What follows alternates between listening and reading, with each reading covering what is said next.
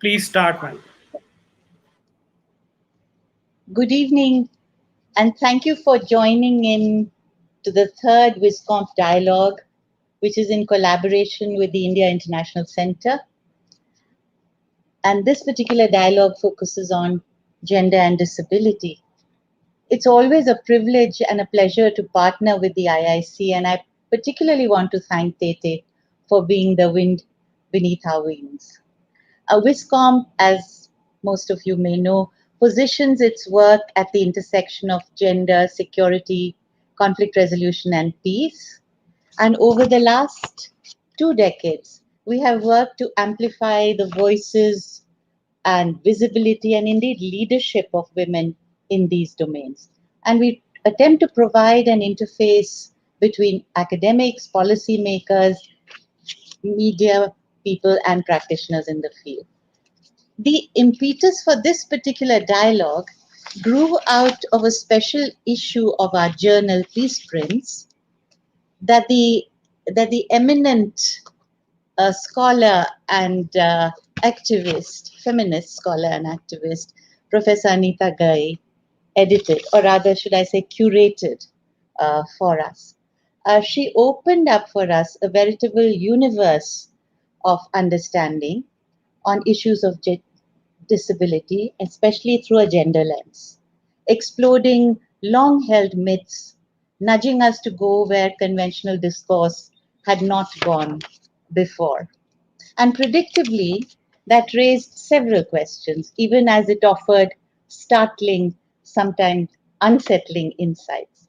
So many of those questions are germane to the dialogue today and will be addressed by the panel. Starting with the International Year of Disability 1981, the relentless efforts of disabilities rights groups and people like Anita herself, we saw in India the Persons with Disabilities, Equal Opportunity, Protection of Rights and Full Participation Act of 1995. Following the World Programme of Action 83 to 92, the 21st century has seen a great movement forward in terms of the international governance in this regard.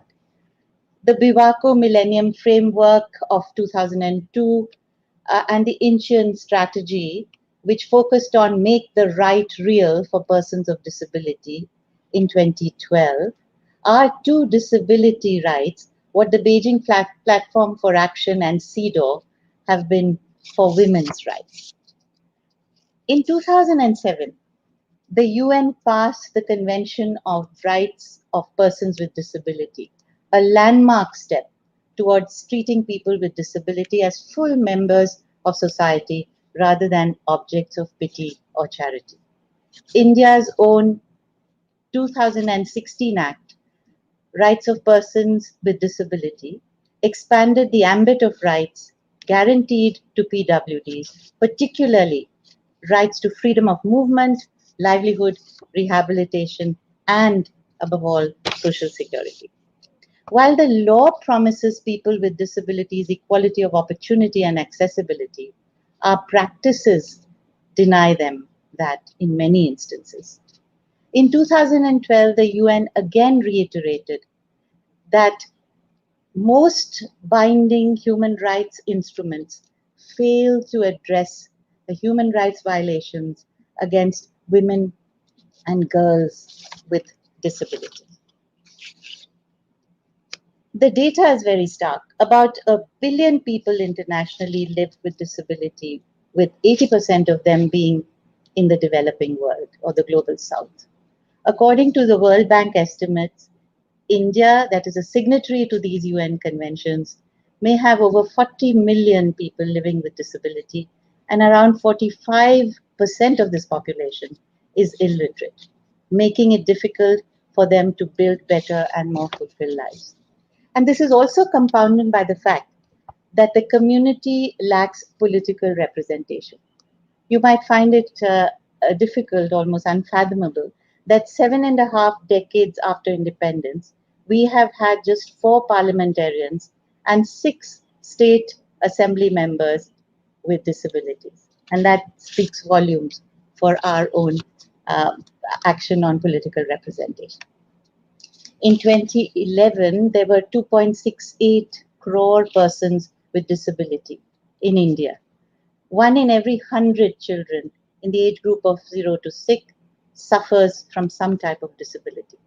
And 50% of children with mental disabilities have not attended educational institutions. 75% of people with disability live in rural India. And then again, there is a huge difference between disabled non workers, between male and female disabled non workers on performing even household duties. While 25% women report that they perform household duties, less than 5% of disabled men perform household duties. So you have enough data to even tell you that even in this space, there is this kind of discrimination on the basis of division of labor. The stigma, discrimination, prejudice, and ostracism, and violence, in fact, that people with disabilities confront is indicative of the mindset of ableism, and the panel will speak to that, that permeates our political, economic, legal, cultural, and social structures. If disableism is discrimination and social prejudice against disabled people, ableism is discrimination in favor of non disabled people. And we have seen it in the social Darwinism of the eugenics movement from the late 19th to the early 20th centuries.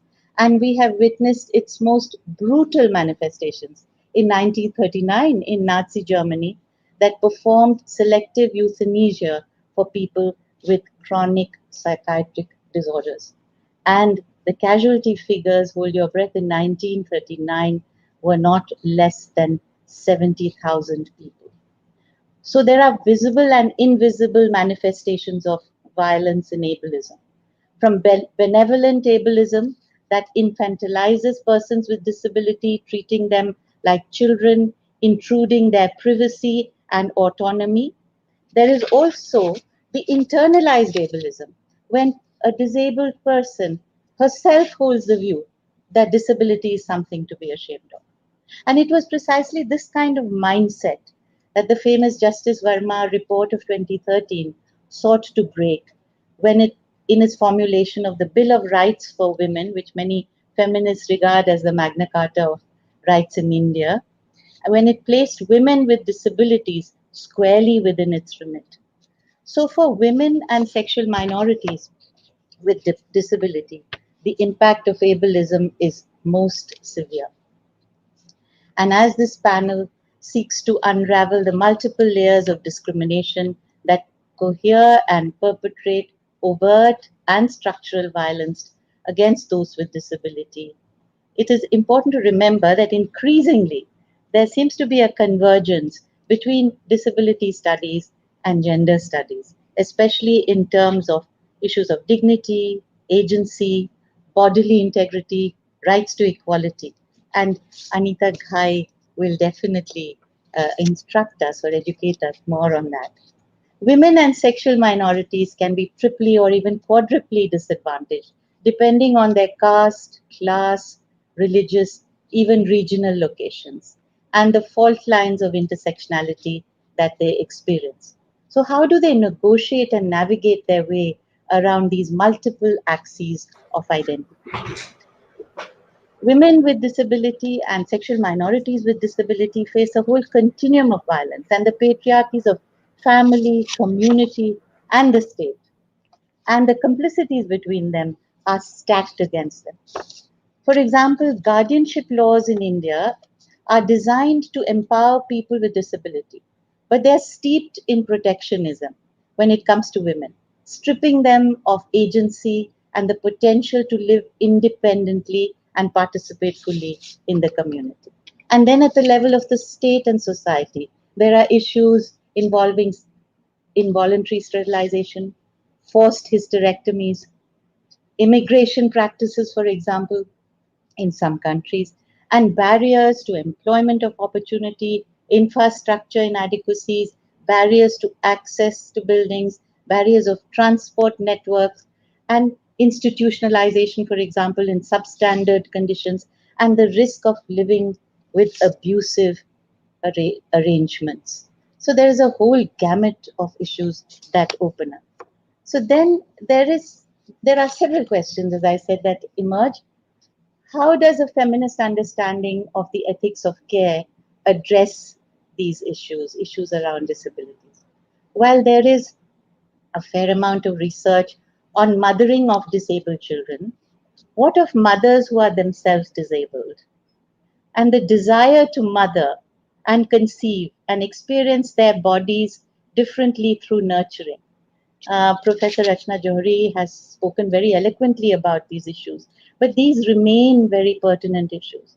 What about disabled women who also suffer from other afflictions that are considered to be communicable? Leprosy, for example. Seema Baquer has written about this, AIDS, or even tuberculosis. What is the link, for example, between disability and biomedical psychiatry, for example? How about factors that contribute to mental illness or motor neuron disability challenges? Is there a tendency to treat them as excessively pathological symptoms or subject them to coercive medical treatment? Importantly, how do disabled women tell their stories of desire, and how do others retell these stories? How do we understand the complex terrain of disability and sexuality?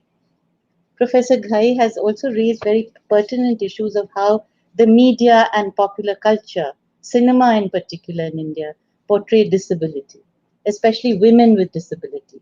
If you look at Indian cinema, for example, right up to the early 1990s, the perspective oscillated between the extremes of depicting cruelty and helplessness on the one hand, or patronizing charity or what is called upliftment on the other.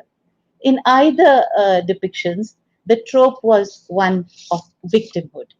Things changed with a beautifully sensitive portrayal in a film called Sparsh in the early 90s. And as Seema Baquer is here, her father made a very evocative documentary called Ek Ghar Aas Paas, which was then aired on television, which some of you may remember having seen.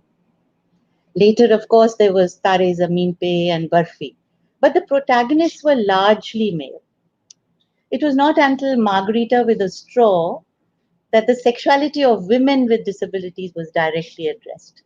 And in the documentary genre, there are several very sensitively crafted films by PSBT, for example. I Am Jija on Jija Ghosh was asked to, deboard a Sahara airline because of her disability. Mindscapes of love and longing, access about single young women with disability who make independent choices. So these are available on YouTube, and I would urge uh, our friends today to access them and watch them. So the question arises, how have the achievements of women with disabilities dented ableism and the gendered construction of disability? The Rights of Persons with Disability Act of 2016 conceived of 21 disabilities, and yet there is a tendency to homogenize people with disability in a great deal of policy, and especially in the ICT area. So, contexts are important, as are individual experiences, yet solidarities have to be built to regain the battle of normality as unified subjects. Finally, from WISCOM's perspective, natural and man made disasters, situations of internal conflict, violent strife, compound challenges for women with disabilities. Just as studies of the tsunami has shown, forced migration, communal conflict, displacement, refugee populations, the elderly and women with disability get left behind. Populations are on the run and fleeing from bullets and guns, and women stay back to face the bullets, to face the landmines, and to be further maimed and further disabled. If they reach the camps, they are the last to receive humanitarian aid and succor.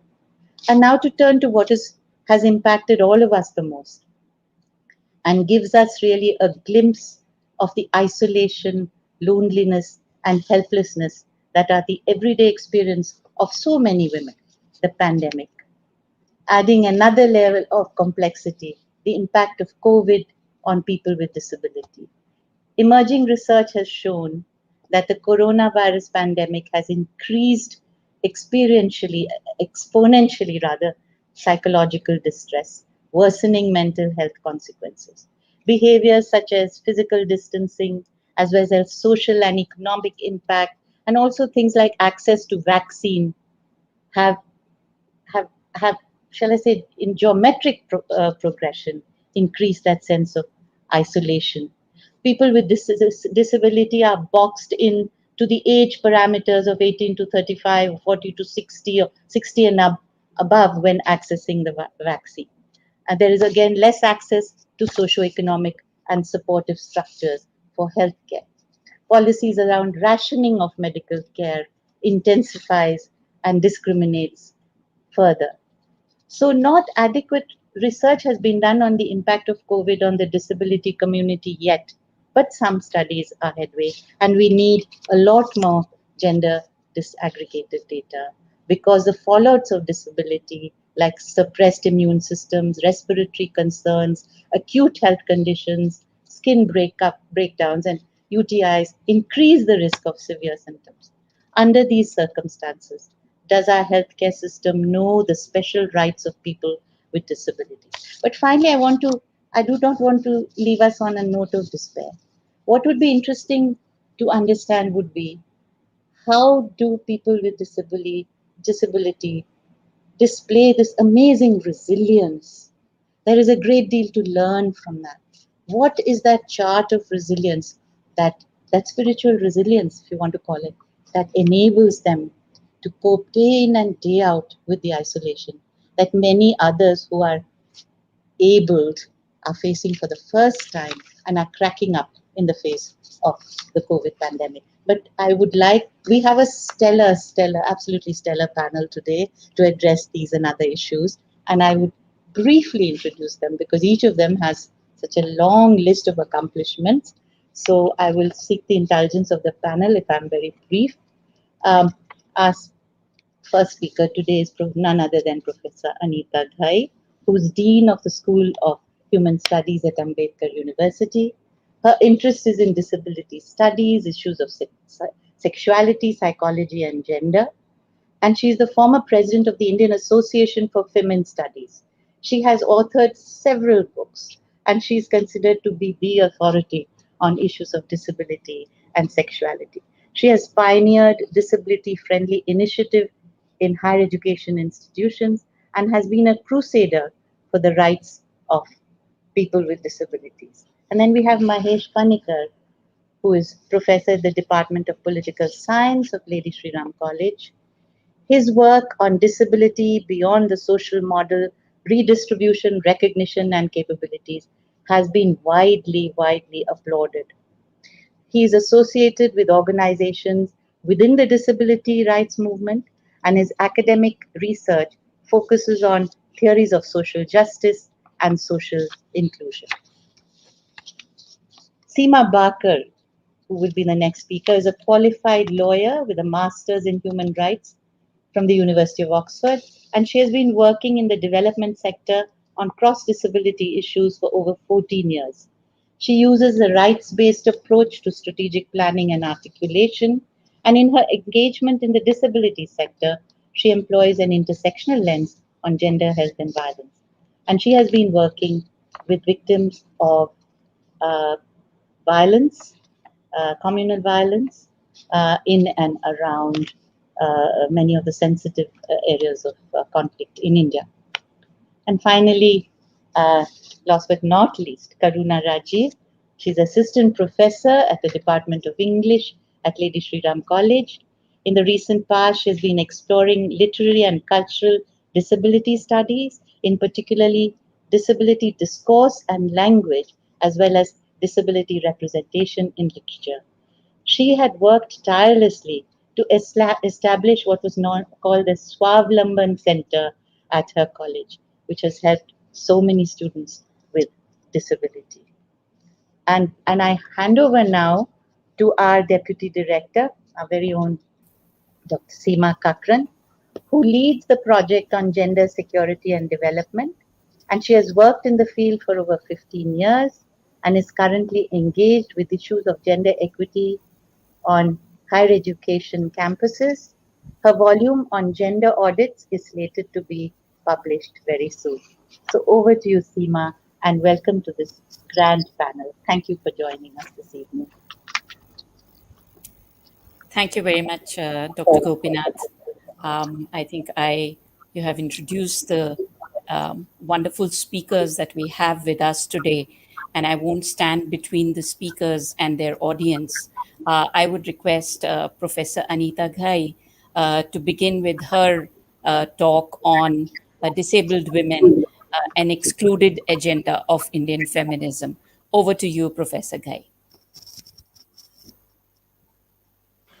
Ma'am, please unmute yourself. Yeah. Thank you, Professor Gopinath. Thank you, Seema. I'm honored and privileged to be able to share my thoughts with you all. I'm not sure after this COVID, I hope I'm slightly, reworking and doing my work or starting to work again. So let me see whether I can do my best.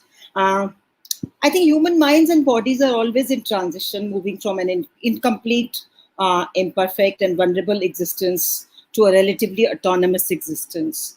But persons with disabilities are constituted as being overpoweringly the other. Their disability is symbolically considered a bundle of lack, shame, tragedy, loss, dependency, and division. The experience of disability transcends fault lines of nation, gender, class, caste, race, and other identities. More than 15% of world population are affected by disability, including physical and sensory impairments, developmental and intellectual disability, and psychosocial disabilities. While it goes without saying that people with disabilities have equal rights as non-disabled people, society has disregarded their basic right to life, aspirations, and human rights. Women with disabilities in particular often means exclusion from a life of femininity, partnership, citizenship, active sexuality, and denial of opportunities for various things such as motherhood, and marriage. Uh, Although men and women with disabilities experience similar forms of devaluation, isolation, and discrimination, the gender quotient has a profound effect on material and non-material experience of disability for women. The prevalence of disability is higher among women than among men, and Professor Gopinath has given the data, so I'm not going to, give the this thing. Gender and disability combine to form some of the most severe forms of marginalization and discrimination. Women with disabilities face exclusion from education and employment and are at a high risk of violence, neglect, and poverty than women without disabilities. Since the rights of people with disabilities were forgotten and neglected in the society, it is not surprising that the women's movement in India was equally exclusionary in acknowledging disability as a critical marginal category. The predicament of disabled women is made more complex by virtue of the fact that they are simply not regarded as women, and they are encouraged to be childlike, dependent, and apologetic towards able-bodied society, which usually fails to acknowledge their existence. Historically, too, able-bodied society has failed to recognize the different experiences of disabled women. It is assumed that disabled women do not have to deal with the same oppressions that non-disabled people confront, primarily because disabled women are not seen as women, in quotes, because disabled women are in a heteronormative, able-bodied society. While non-disabled women fight for equal rights in patriarchal order, disabled women are rarely recognized as persons. This holds not only for those whose disability is very severe, but also for anyone who is different from the ideal form, uh, which of course is always a complicated question. Right from childhood, disability imposes a subordinate status on women with disabilities and increases the likelihood of denial of rights. In the Indian context, where being a girl is considered a curse, being a disabled girl is a fate considered worse than death, carrying the burden of both gender and disability. While it is true that women with disabilities have not been entangled in the web of patriarchal social expectations of marriage and motherhood that feminists have challenged, this freedom from patriarchal social expectations is indicative of the rendering of the disabled women's lives as dependent, childlike, infantilized, asexual, incapable of performing the roles of both partner as well as mothers. The specific issues for women with disabilities may vary from those of non-disabled women. The reality of womanhood, which includes experiences of fear of violence in a patriarchal society, are bound to be similar. However, with a body that does not measure up to the societal norms, the situation becomes precariously balanced. The denial of women's traditional roles to disabled women creates hopelessness and rolelessness, a social invisibility and denial of femininity that forces the disabled women to pursue the female identity, valorized by culture, but denied to her more vigorously. Both the heterogeneity of disability, Professor Gopinath said about 21 disabilities are there in the 2016 bill, as well as the intersectional approaches have attempted to resolve the crisis. However, this approach has failed to capture adequately the disabled women's experience. The idea that disabled women go through, double, triple, and to multiple disadvantages is not helpful, as a disabled woman has to face all the oppressions that are embedded is not only in patriarchy and normativity, but those of caste, religion, class, region, ethnicity, and sexuality. My objection to the theory of this, kind of an intersectional approach is not that it is not helpful. Of course, it is helpful because it helps us to problematize, whatever is there. But how to kind of, understand the hierarchy that is there and how to resolve, the crisis which is always there. And so the problem is that how do we empower disabled women in such a way? Because I'm very, very alive to this experience of having lived with COVID in the last month. I think one of the strictest lockdowns in the world was imposed in India. With the movement of individuals restricted, the persons with disabilities were dealt a huge blow with their access to their personal caretakers completely cut off. For almost a week, many of us were baffled and sensed that living is going to be unbearable. One such experience quoted in the Rising and Flame and Sight Savers report was by a 39-year-old woman with a locomotor disability from Ahmednagar, Maharashtra. She said that I had gone to buy some ration and they were my crutches slipped and I fell down. In normal times, someone definitely would come to pick me up if this sort of a thing happened. But that day, no one came. That when I took out my sanitizer from my purse and gave it to the shopkeeper, that is the time when he came to help me get up. I think there were countless examples that indicate that a caring relationship, regardless of gender identity, is very, very naughty and difficult. I recall Julia Twig's work on older people's experience of being given a bath, what she says is enlightening. It says, one person strong and able stands above and over another who is frail and physically vulnerable, forces to rely on their strength and goodwill. Being naked in face of someone who not contains a powerful dynamic of domination and vulnerability, and it is often used in situations of interrogation and torture as a means of subjugating the individual. This is in the pandemic, even if I was to, stay on with my own understanding of interdependency, the present circumstances have complicated the physicality and the entire humanity, which has to learn, to live alone with the COVID. I mean, with all the privileges that I have, and with a very very loving family. At the end of the day, I mean, I was alone in the room, where I had to kind of, do various things that I just couldn't quite kind of, do that.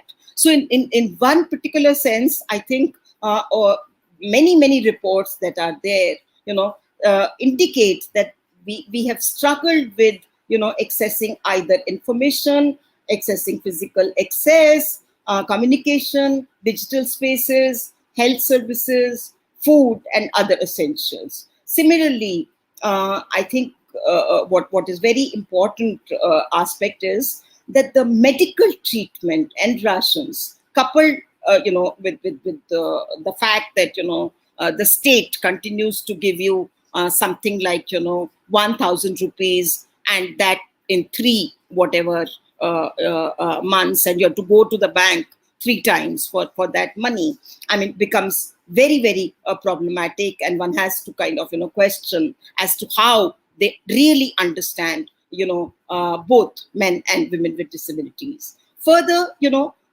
many of us who had battery operated assistive devices were dead for many persons with disabilities, especially those with hearing and mobility impairment.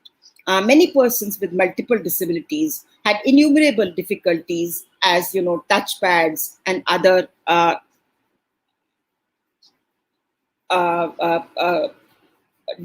communication devices could not be repaired.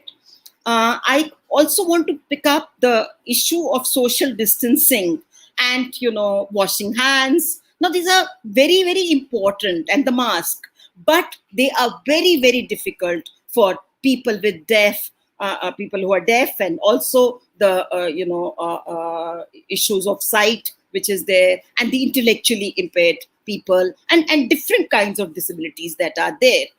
Because there's lack of time, I would just try to kind of say that the kind of stigma that has been attached to disability has now been exacerbated, because now there is another stigma that is attached to being, have you lived with COVID now, and in that particular COVID, the families also are actually not there with you, and the communities also not being able to do. Of course, there are doctors and all who are really, but I think there isn't any care that has been done in terms of the public hospitals that are there.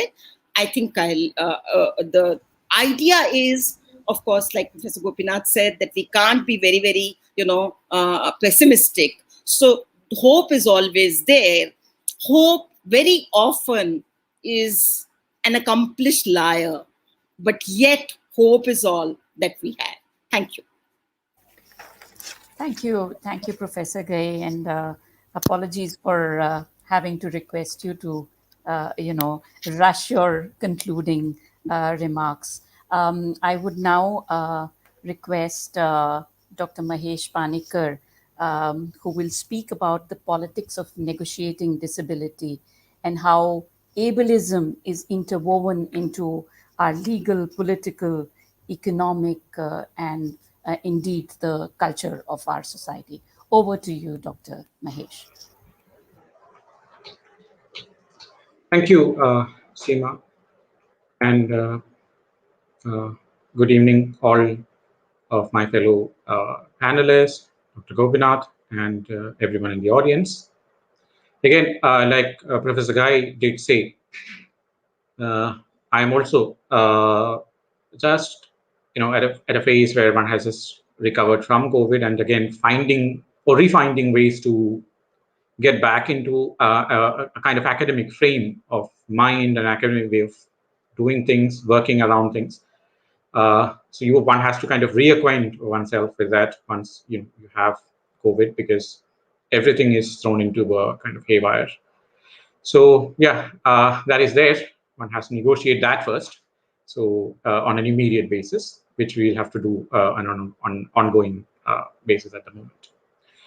Now, carrying on from what Dr. Gopinath did say in the introduction and Professor Guy built on, that's where I would want to continue. Again, time is another factor, so we'll try to make a few points here without elaborating too much. Ableism, again, is a phenomenon like sexism, like casteism, racism, and other similar isms that we are familiar with. It's a multifaceted phenomenon. Ableism itself is a kind of multifaceted phenomenon. It is about a hierarchy. It creates a hierarchy. It creates persons of a primary and secondary order. And it places persons with impairments, physical or mental impairments, in the secondary category. Right? So it's a matter of hierarchy to start with. Secondly, it's also about exclusion. Not only are there hierarchies, but the moment when you have hierarchies, they also come with a kind of valuation attached with it. Those who are in the primary category gets a higher ranking, a higher rating, a higher position, while those who are not would be considered more degraded, deviant, not just different, but deviant. So there is a difference in there, because deviance is devalued. And that deviance often results in exclusion. And that exclusion is something that you can see in everyday life. You can see that in law. You can see that in the politics of the day, in the economic structure of the day. Right? You can look at simple things like structures, physical structures of buildings, without accessibility. I keep using this Google map, and I think now I am a level 4 Google map guide as such. I keep posting reviews. And one of the things that keep appearing on Google Map, one of the questions that they keep coming up is this question about, so it'll ask questions about places. Does this place have a wheelchair accessible parking? Is this place accessible by wheelchair? Is there a wheelchair accessible entrance? And more often than not, the answer that I have to give are in the negative in this country, even in a city, in our capital city, like Delhi. Right? The buildings, public buildings, where public life has to happen, where people have to, when you talk about full and equal membership in a political community, where that full and equal membership needs to be happening as such, articulated as such. The medium often are public buildings, and these buildings are often inaccessible. Inaccessibility is a result of exclusion of the people who are placed in the lower rung of the hierarchy that we talked about at the beginning. Exclusion happens because there is no stake. Exclusion is also a result of invisibility. You are often seen through and spoken through. When important decisions are to be taken, a perspective from a a group of people who can be defined as persons with disability or disabled people. That again itself can be another topic of discussion, the whole terminology side of things. But that's not where we are located today, maybe another day. But that segment, the views are never or often not taken into account. One of the things, again, Professor Guy would also remember, in 2014, when the UPA government was on its way out, it had decided suddenly that the Rights of Persons with Disability Act had to be enacted. And that was done with no consultation whatsoever with the disability rights movement in India, which was already a well-established movement, particularly with strong manifestations and presence in a place like Delhi. And interestingly, the movement had to mobilize and struggle and go into a strong agitation mode to ensure that a so-called legislation, a legislation purportedly aimed at ensuring greater equality and opportunities for persons with disability, had to be stopped on its track. Right? But that happens because the other feature of ableism is to deny you the agency. Right?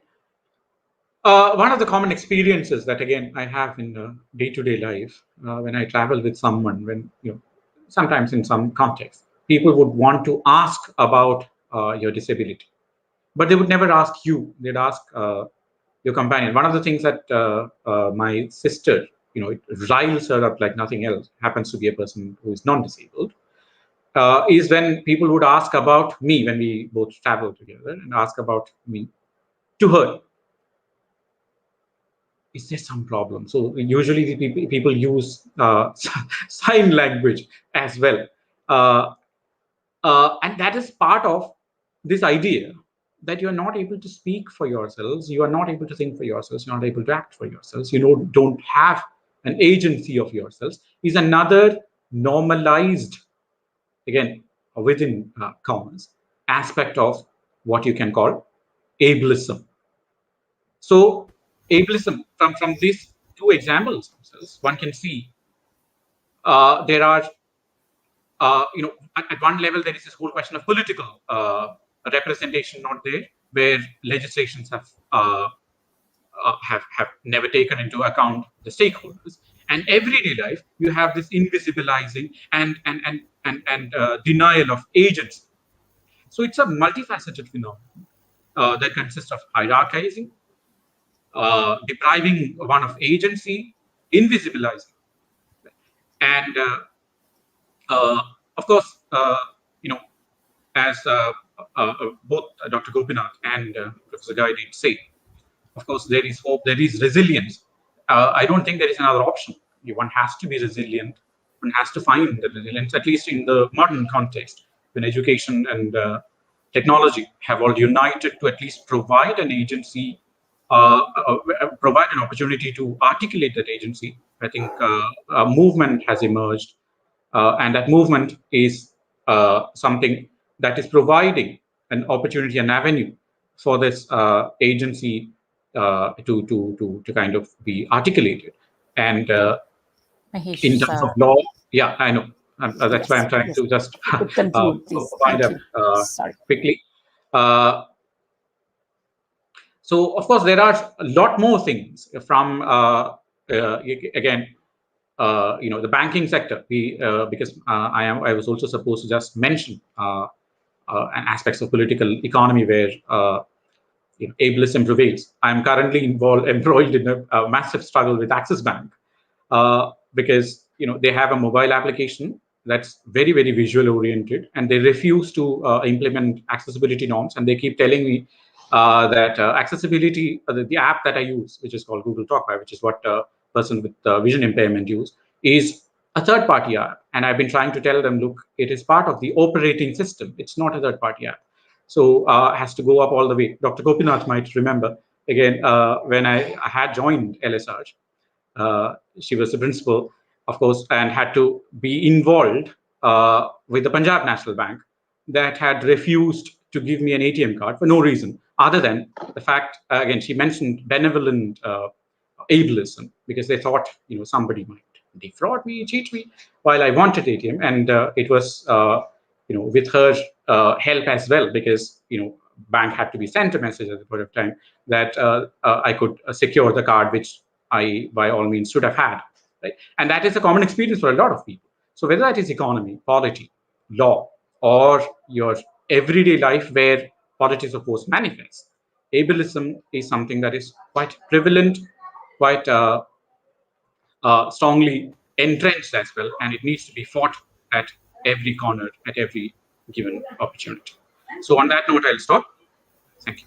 Thank you. Thank you, Dr. Panicker. Thank you for bringing in the issues of how the hierarchy that ableism perpetuates, and how that leads to exclusion for persons with different kinds of both physical and mental impairments, and how one has to be resilient even in the face of this exclusion, and try to force your way, or put your foot into the door so that you can access rights.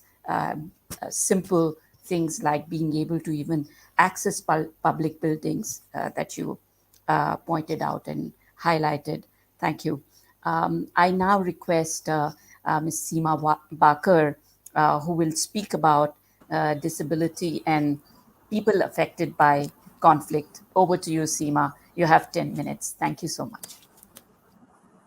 Thank you very much to you, Seema, and to Gopinath and WISCOMP and ISC for this beautiful opportunity. As you said, I'll be speaking on conflict and disability, so I'll start. A young disabled girl whose disability issues were still to be addressed was left traumatized and distraught by the death of her father, a victim of the 2020 Delhi violence, who died waiting for a surgery postponed due to the first lockdown. His death has left not only a vacuum, but issues of livelihood, support, and the medical needs of his little girl as an everyday reality for the family to negotiate. Then there is a mentally ill woman, further impacted by the violence, battling the systemic social barriers for women, in trying to re-establish a livelihood to support herself and her children. Her place of safety in employment, a majority neighborhood, is now inaccessible to her, as Muslims have been shunned to stay out. Another tall, handsome youngster's family's financial needs have taken a new turn because of the bullet injury that has left him unable to bend his knee. Just for travel alone, he now needs a big vehicle like an Artiga or a Qualis in order to keep his legs straight and stable on the back seat, beside other lifelong costs. One could go on with similar examples from wherever conflict exists in the world. Just another example is the hospital data from in 2016 that stated that more than 1,000 people suffered either partial or total blindness due to the use of pellet guns. The journey of change begins with immediate medical expenses for diagnosis and treatment. Then it slowly moves into the realm of rehabilitation needs and learning of new life skills. Then comes the daunting reality of day-to-day life, getting back to a new normal, and the long-term disability-related needs and costs. In many cases, one family member ends up taking on the role of the carer. The disabled member, given the right and timely intervention, support, and opportunities, can become a productive member. But that process is a long one, which takes time and effort. However, this process is not without the perceptions of hopelessness and unproductivity attached to disability. This leads to abuse and discrimination as a direct result of having become disabled, an experience a young person we support is undergoing right now. The fight for him is not limited to adjusting to life anew, but to fight for his agency, his voice, his worth, his right to respect and dignity. This fight will also not remain within the confines of his home, but it will have to be fought at every level, at every step within the larger society as he progresses through life. These are just some examples of people affected by disability in the violence that tore through a part of the capital last year, killing 54 people and rendering countless injured, displaced, and robbed of their dignity, sense of security, and belonging. Amongst these were people with pre-existing and acquired disabilities. A small survey conducted in the Mustafabad area identified 18 people with pre-existing disabilities and 13 who had acquired disability due to the violence, primarily including vision and physical mobility loss. An important thing that we learned as a collective lesson here was that when disability is acquired as a direct result of violence from malicious intent of another human being in order to inflict suffering for life, not only on the individual, but his or her whole family, is at a different scale than disability when it is acquired at birth or by accident or in a natural calamity. This kind of inhumanity leaves one without words to reason it out, to help with its acceptance, and to move on. With greater difficulty existing for people with disabilities to negotiate escaping and protecting themselves, the losses we found ranged from losing documents like their disability certificates, medical records, to loss or destruction of their aids and appliances. However, the biggest loss was of livelihoods, especially for those where the person with disability was the main bread earner of the family. Amongst those surveyed were also families where both were disabled, which is not an uncommon phenomenon. Another important aspect of conflict, violence, or as we see today, a catastrophe, is the mental upheaval it causes. Addressing mental health issues is an essential aspect, both in the immediate aftermath and in the long run. As we saw just post the violence in Northeast Delhi, as various voluntary groups came to aid, basic counseling took place, but the scars that such an experience leaves behind are deep and dark. Of course, the immediate support helps, provides relief, but healing requires a longer journey of counseling, for some maybe even medication. Yet for people with mental illness, such events can act as triggers for the underlying conditions, reversing the progress of their individual journeys through the difficult terrains of mental illness. From our ground experience, we observed many gaps in the system of service delivery related to aid and relief on the account of inclusion of disability concerns. On the mental health front, there was an obvious immediate need for basic anxiety and sleep-related medications, prescription drugs, for which there was barely any community-level system in place. Then there were issues of accessibility for toilets, bathing areas, and relief camps, and inclusion of aids and appliances as items to be compensated for. Some of these could have been easily resolved. For example, in Kerala, post the flood disaster, the state there had compensated for loss of disability-related aids. Pot chairs could be used for people with mobility issues for toilet requirements, which could also help senior citizens. And PHCs and Mohalla clinics in a place like Delhi could have been a point of primary diagnosis and distribution of mental health-related drugs. The understanding for rehabilitation-based interventions for people who acquire a disability can be coordinated, as we have been doing with many other voluntary groups on the ground. All it takes is intention and teamwork. The other issues involved application for disability certificates, a key document to access welfare benefits. The process needs to be simplified, especially in the current crisis, which was quickly followed by the violence episode. Disability pensions, which many a times comes in batches with delays, needed to be processed faster and regularly, as many people depend on it. These concerns also within our legal framework. The Mental Health Care Act of 2017, under Section 18 on the right of access to mental health care, clearly talks about community-based care, affordable quality services close to home within each district, and even home-based rehabilitation as a matter of right. Then the Rights of Persons with Disabilities Act 2016 not only covers issues of health and rehabilitation, but also includes the right to have equal protection and safety in situations of risk, armed conflict, humanitarian emergencies, and natural disasters under Section 8. As per this, the disaster management authorities are mandated to keep records of people with disabilities in each district, with the objective that they can be identified and reached out to in situations of crisis. In addition to this, there is a comprehensive guideline on disability inclusion issued by the National Disaster Management Authority. However, even in the present pandemic, officially termed as a disaster, the responses have lacked the requisite inclusive approach, and they have required many a push, which we are still doing. The challenges are many and the fight is long, but alongside these demands for services, structures, and changes in attitudes is the need to think out of the box to help heal wounds and create better memories. I'm sharing our experience with the families of some of the victims of the 2020 violence with whom we went on a picnic recently before we got hit by the second wave. Could you please share the picture? And we learned important lessons of human endurance, resilience, and courage. We saw how sharing helped in healing wounds, finding solace, accepting the change, rebuilding life, and finding the spirit to carry on. Thank you. Thank you, Seema Baquer, for your very specific policy suggestions while you shared the touching stories of the people affected by violence and conflict.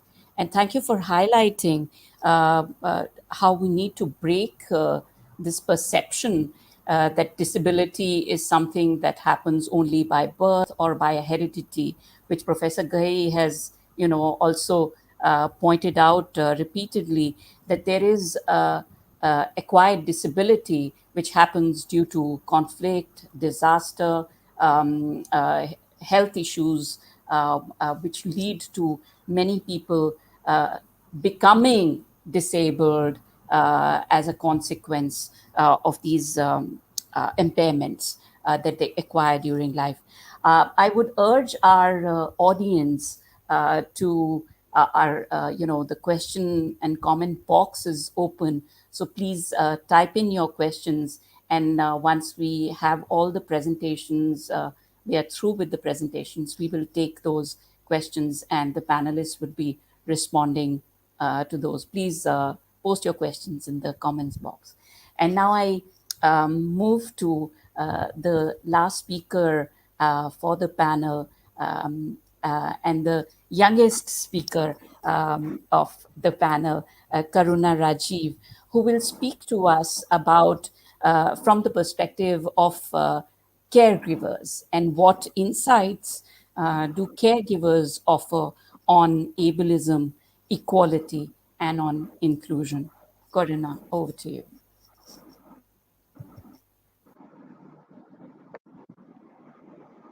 Good evening, everyone.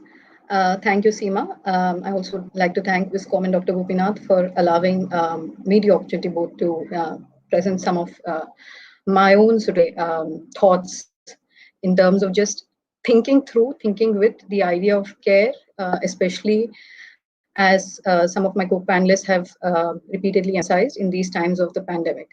I suppose I want to take on or latch on to something that both Anita and Mahesh mentioned, in the sense of recovering from COVID and trying to come back to a particular kind of intellectual labor. And I'm using that word labor deliberately because that is the sense in which they have indicated the same. What I want to also simultaneously work with is the sense that I suppose is underlying this idea of labor, which is, I suppose, the what I increasingly am reading as the failure of humanities to contend with with the collapse of our times, and I by which I mean not just the structural collapse in terms of institutions and healthcare mechanisms, but in terms of our collective, larger collective, in terms of our own shared community. And the reason I'm latching onto something that both of them have, in some senses, opened up is primarily because one also looks at care as something that is to do with the individual, and the idea of care that is dictated through bonds of kinship or within the family, right? And how care in that sense doesn't become, especially within contexts like ours in India, a larger part of social welfare, or how institutions of care don't necessarily consider the fact that care is also something that needs to be offered in terms of what we as a civilization somewhere or the other have to focus on. Consensus from feminist scholarship that has worked on care, especially Helen Graham's work, or for that matter Gillian Daly's work, that is looking at care as predominantly the kind of labor that women constantly give in terms of the domestic unit of the family, with no acknowledgement of it. One is looking at the sexual division of labor vis-a-vis patriarchal structure, and the fact that as for instance people like Renu Atlaka Upali Chakravarti and Anita Gai have repeatedly pointed out, that somewhere or the other, care becomes extremely, so to say, complicated when one intersects it with disability and one looks at, let's say, the expectations of care from, let's say, female kin, whether it's mothers, whether it's sisters, whether it's wives, etc., etc. What I also want to use in some senses as a particular kind of backdrop is, of course, taking from feminist disabled scholars, especially the work of Upali Chakravarti and Renu Adlaka, who repeatedly brought to the fore the idea that when you're looking at care and you're looking at disability, what also needs to be acknowledged is, in some senses, the kind of ways in which there are burdens of care that are not necessarily addressed. Burdens of care in terms of expectation, but burdens of care also in terms of, let's say, the psychological toll that caring takes on people offering this care, more often than not, women, right? I'll begin with some vignettes coming from, again, one starting from a personal sort of, so to say, experience, and then moving on to varied sort of vignettes around disability and care that have come to me through the course of this pandemic, and then try and look at, care conceptually as a category, especially when it's intersecting with disability. I'll begin with my narrative. To the external world, because I'm married to somebody who is, so to say, for the lack of a better this thing, medically identified in terms of impairment and severity of impairment as somebody with 100% permanent blindness. Like that is, so to say, the medical, so to say, definition of his disability. There is the larger understanding that irrespective of the fact that he is, in some senses, if one has to look at middle class paradigms of what is supposed to be, objects of tick marks in middle class life, the fact that he's salaried, the fact that, in some senses he's educated, the fact that he is married, capable of, in some senses, siring children, right? All of the paradigms of middle class tick marks, all of them being met. Nonetheless, if one is looking at one's locative reality in the sense that, we are, with all of our privilege, located in a space of middle class gaze, then the perception is that there is an idea of care that is, on some senses, applied to me, in the sense that I am the caregiver, even if I am not functionally a caregiver. I am a partner, and there's a huge difference between, let's say, an understanding of a spouse and an understanding of a caregiver. But nonetheless, one vignette of this is around the time that during the course of the last pandemic, there is the fact that ultimately this is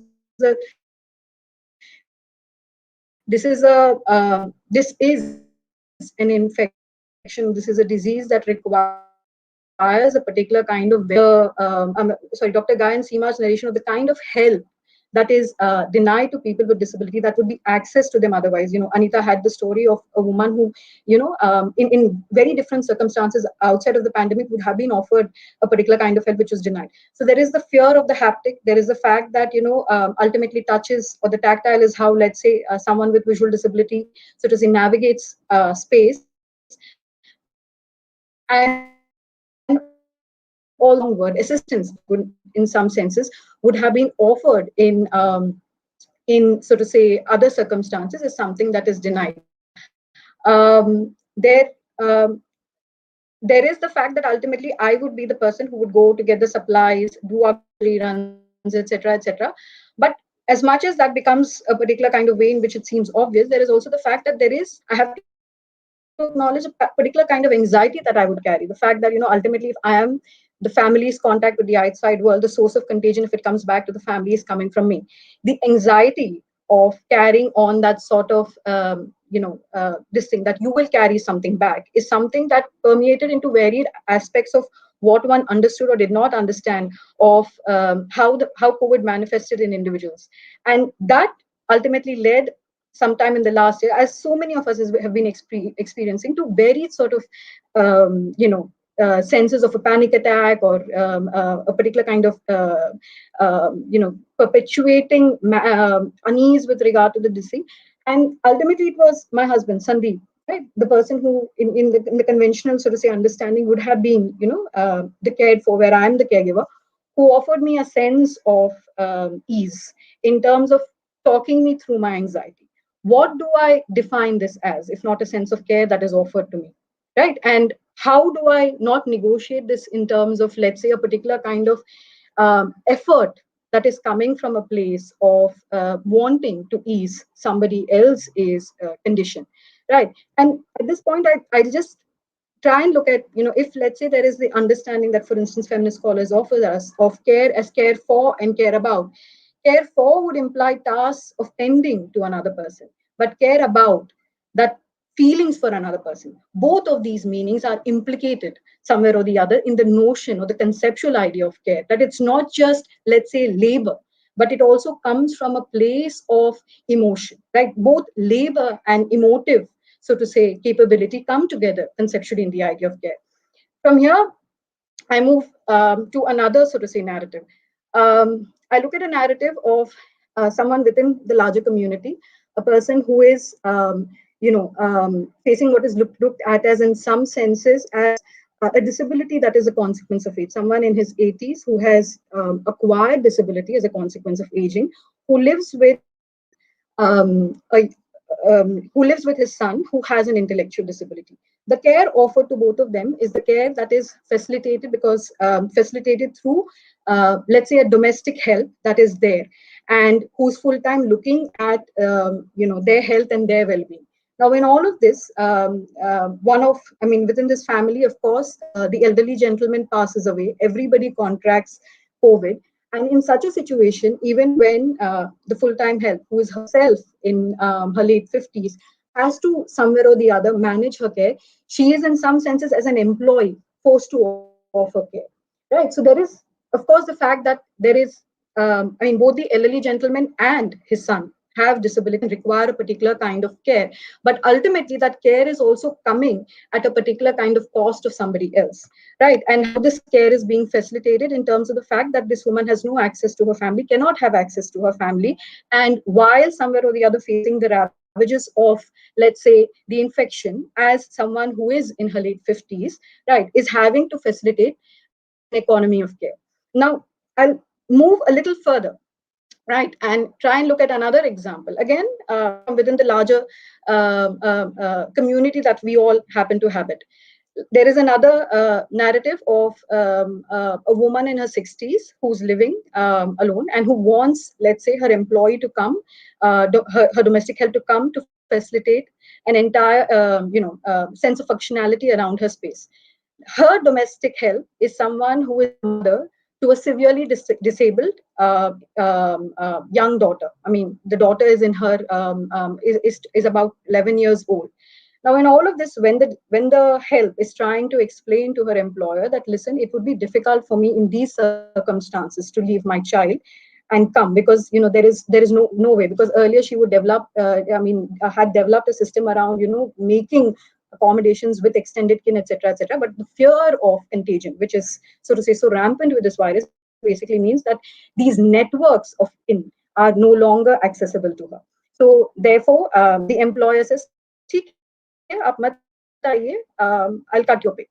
So what do I then make of this sense where, as a 60-year-old woman, she explains that I have particular needs and I cannot do my own labor, but she's explaining this need of care to someone who has to offer this care to her own child, right? And how does one navigate that sense? Because ultimately, when I'm looking at care as labor, I'm also inflecting this in some senses with the idea of class. And what does it mean ultimately to offer services of care in a sense of, what is denied and how is one regrouping? And in all of this, one has to also understand the kind of negotiations that this woman has to make as someone who is part of the informal sector, whose, so to say, labor in that sense will never be compensated in terms of what we understand as value and worth, right? And how does one then come to an understanding of what is needed in terms of palliative care within this particular example?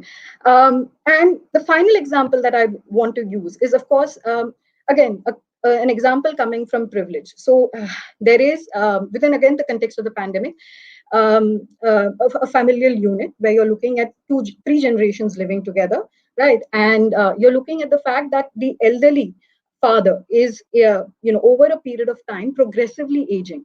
And therefore, part of the process of aging is a sense in which there is neurological impairment, and coming along with it is a sense of increased frailty.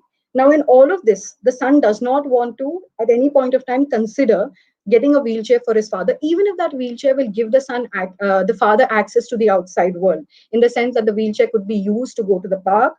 The wheelchair basically allows for the fact that the father's world is not the four walls of a house with barely any sunlight, right? In spite of all of this, the wheelchair for the son is a mark of an infirmity. And not just a mark of an infirmity, it's a particular kind of understanding of, for the lack of a better word, a particular kind of understanding of a limitedness, which he doesn't want to acknowledge. In all the ways in which one looks at the wheelchair, especially when you're looking at people who, disabled scholars who've argued about access, right? The wheelchair in that sense is the most enabling thing possible. What is the system of care? And I ask you, perhaps not just in a rhetorical gesture, but also with a particular kind of investment, what is the system of care that the son is offering? Because somewhere or the other, in forcing the father, right, in constantly urging the father to walk on his own, is not that care tinged with an act of violence, because you're forcing onto someone else your own understanding of, the world as a limitation when you're dependent, right? And what is the kind of care that is ultimately being offered? So I want to, I suppose, look at these vignettes, and there's so many more. As a concluding remark, I just want to talk about, for instance, when we look at institutional hospital care, I know so many friends who are disabled who had to be hospitalized, and none of the medical staff understand what does it mean to be hospitalized with a disability. And this is when, there has to be a particular kind of training, there has to be this thing, that there is no, while we have social protection, so to say, legislation in terms of the rights of persons with disability, there are no social welfare mechanisms that we have in place. It's, I suppose, in some senses deplorable that the state hasn't bothered to look out at how disabled people, whether within familial units or alone, have been managing through this pandemic. There is no helpline service that the state has for persons with disability. None of these things. It's almost as if a right for persons with disability completely effaces any sense of welfare that the state can, in some senses, allow or offer to its disabled subjects, right? And I suppose, as a concluding remark, what I want to then do is just try and look at the idea of care, because mostly when we look at the literature on care, it comes from the ethnographic, anthropological, sociologic, observer perspective,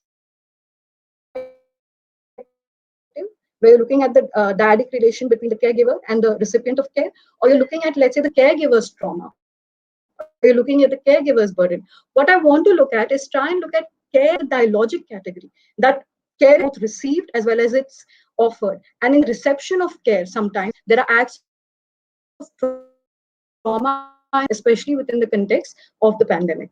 Thank you.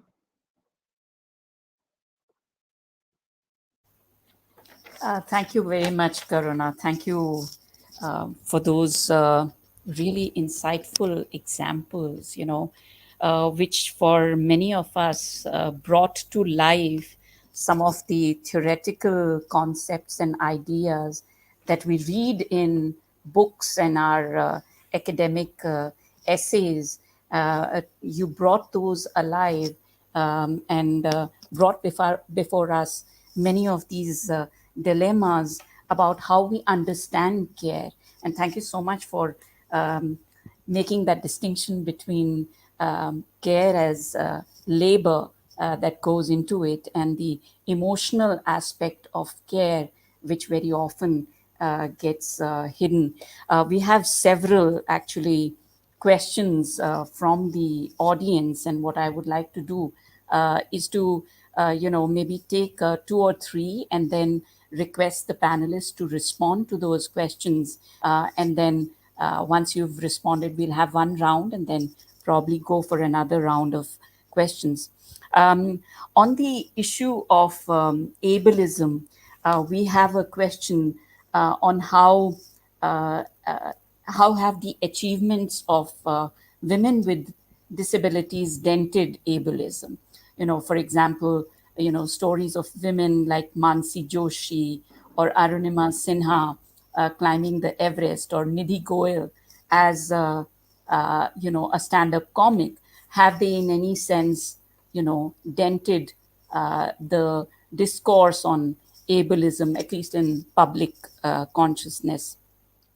We have some very specific questions from the audience also on what are best practices for scientific institutions or institutions. Professor Gai, you would be able to offer some insights on programs that can be made more accessible. So people are asking what provisions can be made by institutions of higher education to make institutions more accessible, and which of these are required by law, and which are some of the initiatives that are being taken by institutions on their own. A member in the audience would like the panelists to respond to the idea if addressing poverty and inequality in the economic sense would in any way reduce the problems and the issues that persons with disabilities face, because they feel that if more attention is given to addressing issues of poverty on a larger scale, women's status would improve, and will this help address some of the concerns of persons with disabilities? Um, and then we have, there is violence which is embedded in language. Ableism is something which is so much a part of the way we communicate with each other. The audience have given examples of how shame, affliction, and helplessness, which Dr. Panicker, you noted in your presentation.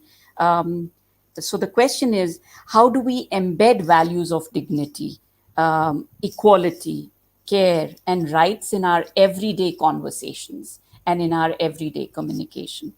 So I'll stop here with those questions and request Professor Ghai, if you could go first and respond to the questions of your choice, and then we'll move to Mahesh and to Seema and then Karuna.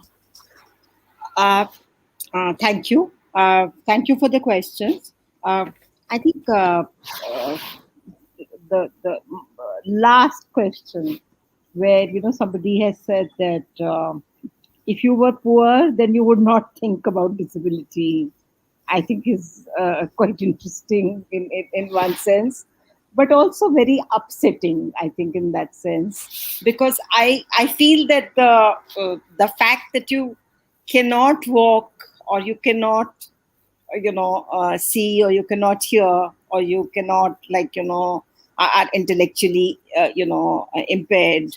I mean, these are there regardless of whether, and also many of us, I mean, I would I'm not sure I can put into the category, but I can say that I'm a first generational learner, and my parents, got married after 6 years after partition.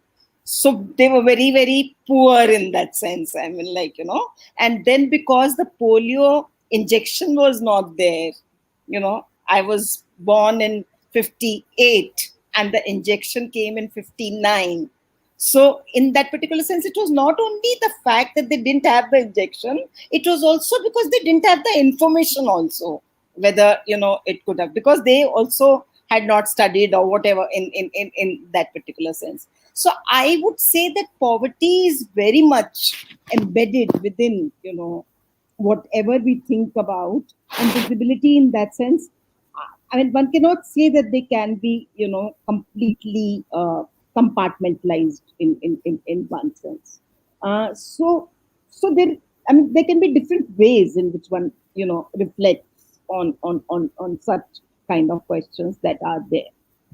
But class definitely is a factor that we must always address. I mean, I would never deny that.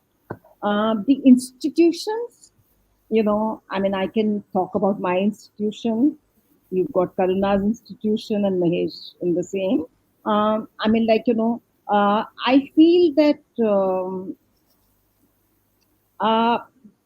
the legislations are there, but it isn't as if, all the legislations are actually followed seriously and religiously, you know.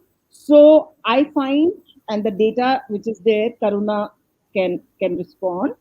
Like I find that there are very few deaf people that come to the universities, you know. So I at least don't have a single student who's a deaf student who's there in Ambedkar, right? Because we need a sign language expert. We need to have someone who would be kind of, doing that. But we don't. It's not that we could have made arrangements. I mean, definitely. But I can see that different colleges, even DU also, you will find that, I mean, in the hierarchy, I think mobility as well as sight. I mean, both. Most of them are, students who come from there, in that sense. They could also have students who have, like, learning disability and so on and so forth. So there is a possibility, I mean, where extra time is given or scribe is given or whatever is, those kind of assistance is there, in that particular sense. Now, how you can, like, Sandeep and I are colleagues. And in one particular sense, I'm always worried about Sandeep because it's a very old university that we have. And we don't have any tactile path through which Sandeep comes, on his own when he comes and he has to enter in and all that. Of course, there are people who always, do assist. But now, at the time of pandemic, the touching part, because it is so very, now a serious issue that, the social distancing has to be there and you can't. So often, thank God that we are online and all that, and we are not really going to campus every day. But these are the kind of worries which would be there, I mean, in that sense. So the institutions are doing their best, but not all institutions are, disabled friendly, not fully disabled friendly. That is something which is there, uh, for which, of course, we've really fought. For example, um, I thought I would give that, but the students went up to the court actually for a open book exam, for the students who have issues of sight, and the DU did not respond to them. So there are issues. I mean, even though the court is saying that it has to be done, but the court said something that you can negotiate with them. Now that's not really an answer, decision which is there. So I'll say thank you here because maybe, you can, others can respond. Thank you, Anita. Mahesh, could you please Yeah. respond? Yeah, thank you. And if you could, Interesting set of questions. I think I'll take that ableism and achievement related question as such. Not just women. This is a predicament for the disability sector and persons with disability. People who've made a mark, because the way disability has been treated in our society, there are two ways. There are two extremes. So there is, on the one hand, you have the Divyang plank. The Divyang plank would, raise you to the level of, divine entity, divine manifestation, and all kinds of alien abilities. So if there is a person with disability who has had success, there are all these theories, just because you can't see or you are unable to walk or you can't hear, God has given you all kinds of other abilities and that's why you're doing all this.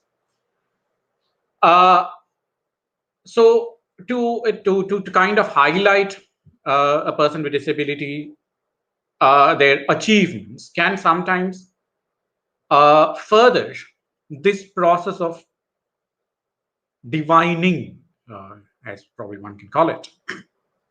But at the same time, there also are cases, there also are issues where uh, there is utter lack of awareness, even among persons with disabilities or their families and near and dear ones, about the kind of possibilities that have opened up.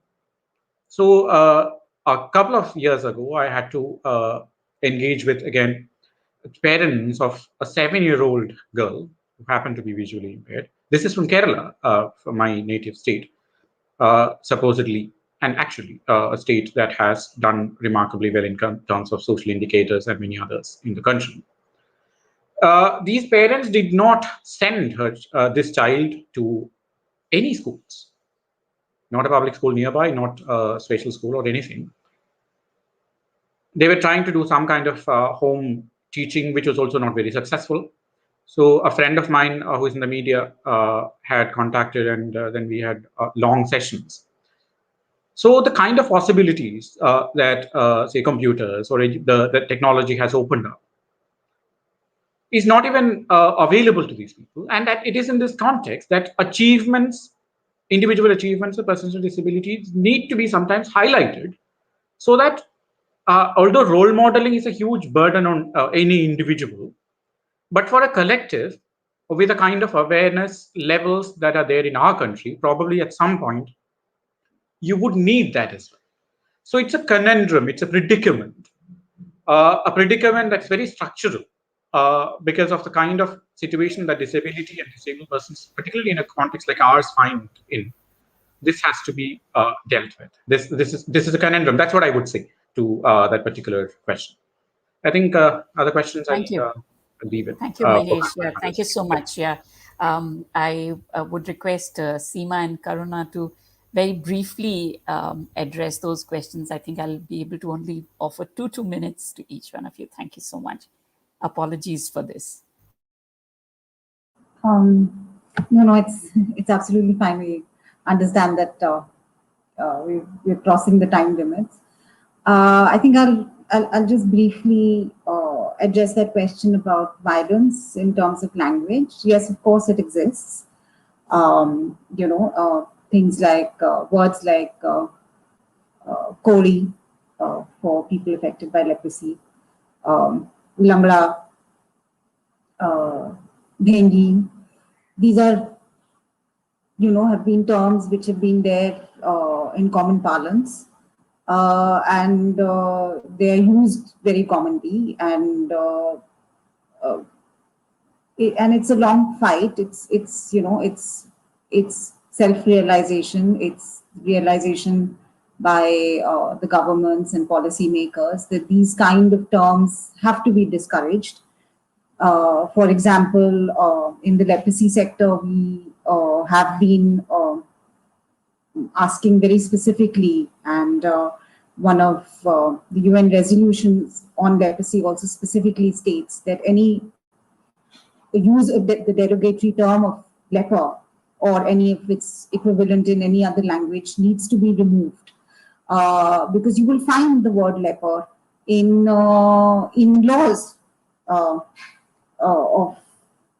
the country. So it has to be a very specific effort that has to be made to understand this kind of violence and this kind of abuse and this kind of derogation and belittling that happens through terminology. So yes, terminology is a very important aspect of violence and needs to be consciously addressed all the time. Thanks. Thank you. Thank you, Seema. Karuna, over to you. One of the WhatsApp forwards that has been circulating so frequently around this pandemic, around us coming together as a community, is this anecdote that's attributed to Margaret Mead, the anthropologist, about a broken human femur, and the fact that one finds the broken human femur set as being the first sign of civilization, as opposed to, as she argues, as the forward stage she argues, fish hooks, clay pots, etc., etc. I'm not going into, let's say, the currently debated this thing of whether Margaret Mead actually said it, because the popularity of it is tied to a very not very old book, Ira Boyack's book on palliative care, and the idea of what palliative care is supposed to offer to communities, etc., etc.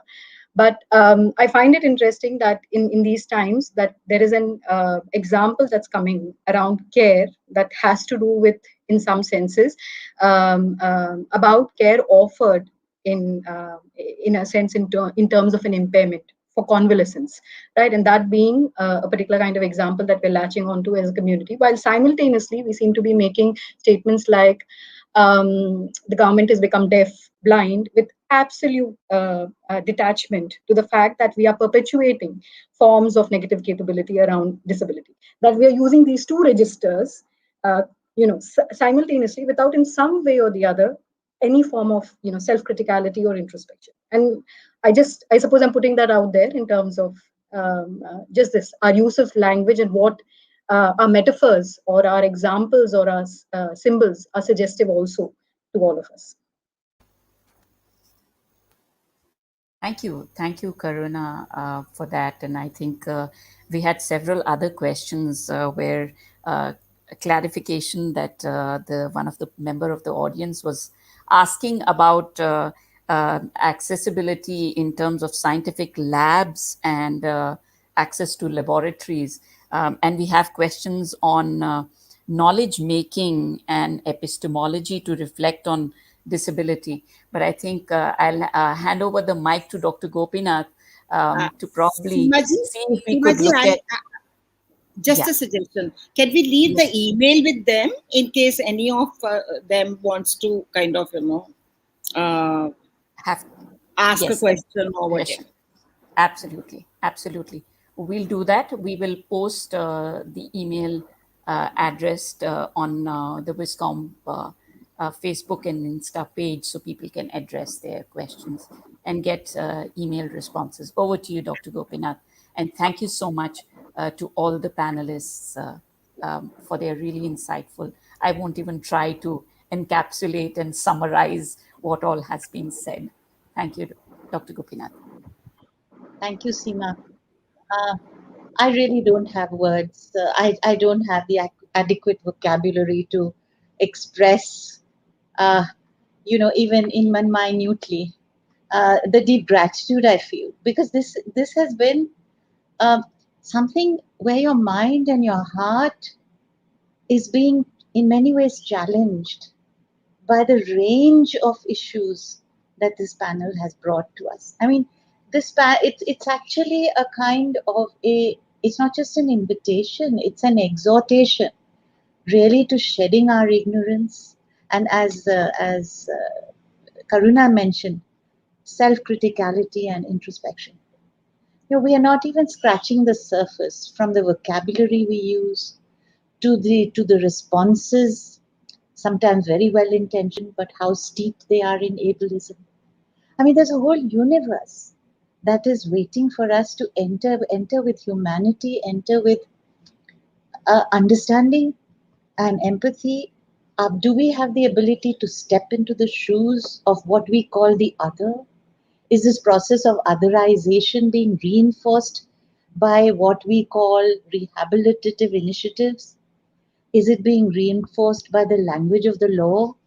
What is the slippage between legality and justice?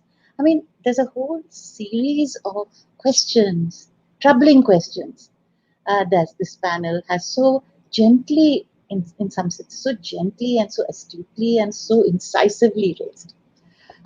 So I can't even, I don't have words to thank you enough, but I do want to say we come away in some ways more attentive, perhaps deeply enriched by a different understanding of a universe that we had somehow categorized in our own halting, imperfect ways. And I cannot but remember something that Anita told me last year, I think it was. I think, we have to all remember that disability can happen to anyone at any stage of life. And it's that I want to carry away, because that understanding or that deep insight perhaps could sort of be a shout out to our collective humanity, to our sense that agency is something that needs to be conquered every day, just as we conquer love, because the field or the battle for freedom is never done, and the field is never quiet. So with that, what can I say? but deeply, deeply grateful for your time, your insights, and for sharing so openly and transparently what would otherwise have been denied to many of us who suffer from the disability of not being able to understand. This obviously has shown us that several more such dialogues are important on this issue. Once again, deep gratitude and, and gratitude to the IIC for providing us this context to come together, to commune together in solidarity.